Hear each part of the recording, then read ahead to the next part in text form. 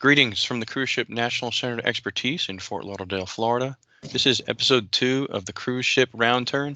I'm Jason Kling, and joining me today is Brad Schoenwald. Brad, how are you today? Outstanding. Thank you very much. Everything's good. Very good to hear. So this podcast is called Round Turn. You're a bosun, an ex-bosun mate by trade. What is round turn? What does that mean?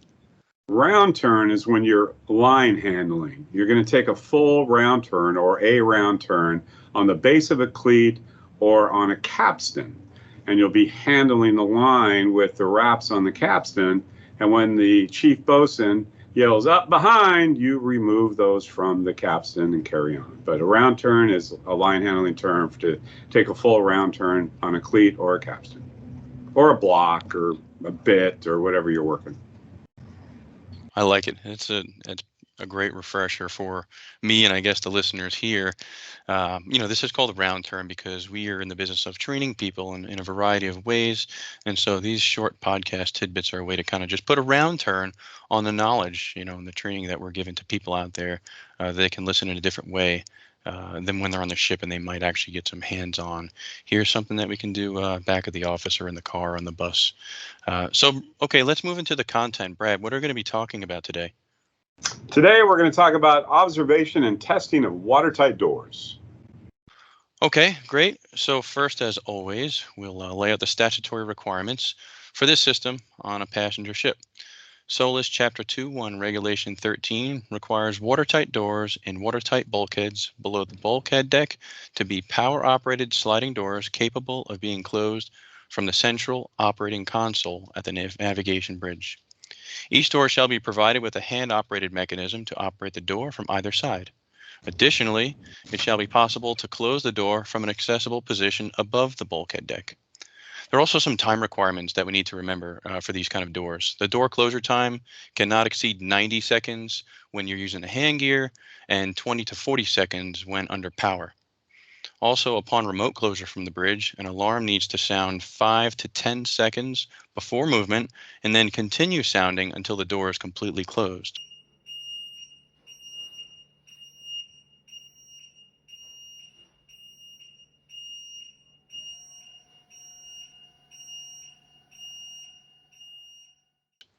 But remember, when the door is closed from above the bulkhead deck, it only needs to sound upon movement of the door. This would be if you're using that hand-operated mechanism. Brad, these are some of the requirements for watertight doors on a passenger ship. Let's start defining that baseline term. What is the bulkhead deck? Bulkhead deck in a passenger ship means the uppermost deck to which the main bulkheads and the ship's shell are carried watertight for ships subject to the provisions of Regulation 2, TAC 1, and SOLAS. And at any point in the subdivision length to which the main bulkheads and the ship's shell are carried watertight, and the lowermost deck from which passengers and crew evacuation is not impeded by water in any stage of flooding for damaged cases. Thank you, Brad. It's a whole lot of words there, and that's, of course, the definition out of SOLAS. It's, of course, easier when you're reading it and maybe going along and drawing it on a piece of paper next to you to envision what that deck might look like on a ship. So let's talk about what kind of arrangements we typically see during our exams. Team 4 normally examines this system. What parts of the system do those examiners check? We examine the watertight doors by verifying each door is fitted with a hand-operated mechanism to open and close the door from either side of the door. This can be electric or hydraulic. We observe a test of the local mechanism under power to ensure the closure time of 20 to 40 seconds. We also arrange to test the remote closure mechanism to verify the audible alarm sounds when the door is moving.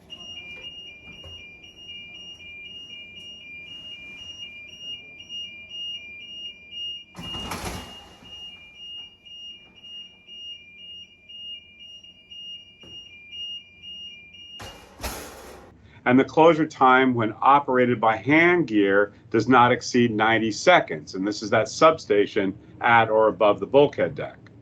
We spot check a variety of watertight doors to cover multiple main vertical zones and decks, and to examine the remote watertight door control station above the bulkhead deck to verify the indicator panel shows the position of the door, open or closed.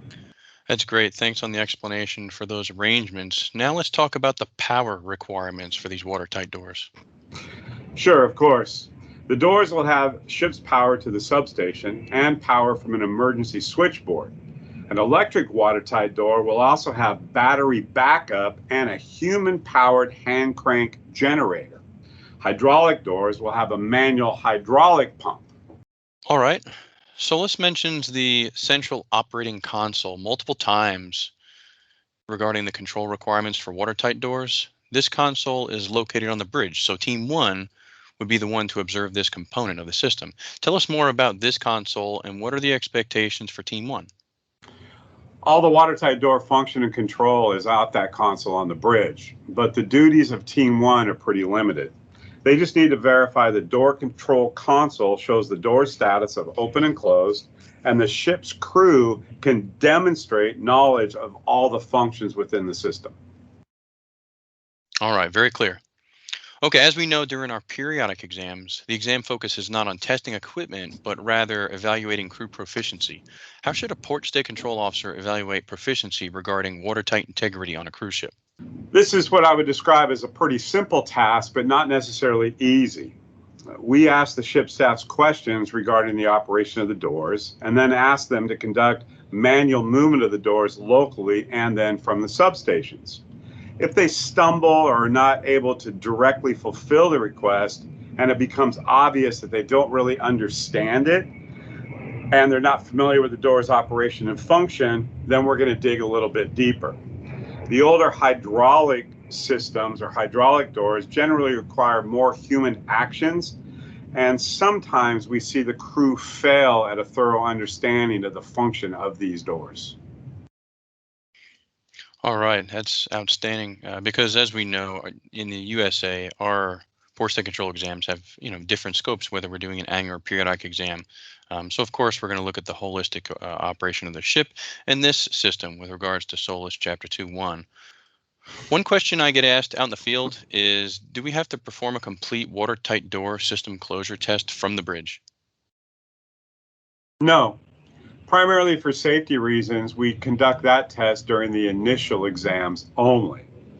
But if we were to identify a large failure in testing of the doors locally, we might expand and test the system from the bridge. If this is done, we are going to verify that certain safety protocols are put in place and we follow the ship's specific procedures for the full closure of watertight doors from the bridge. Okay, thank you, Brad. That concludes today's episode.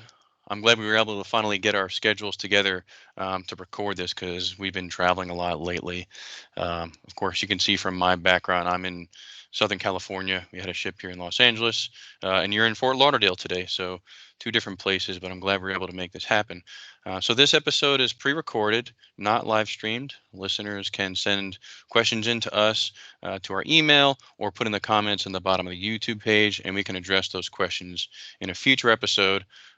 This episode topic of doing watertight doors is something we did at the request of one of our teams up in Alaska. And so this is just in time training we'll provide. If there's anything out there that you'll want training on, we'll go ahead and we'll put together an outline. We'll provide some content to give you little short bites of training.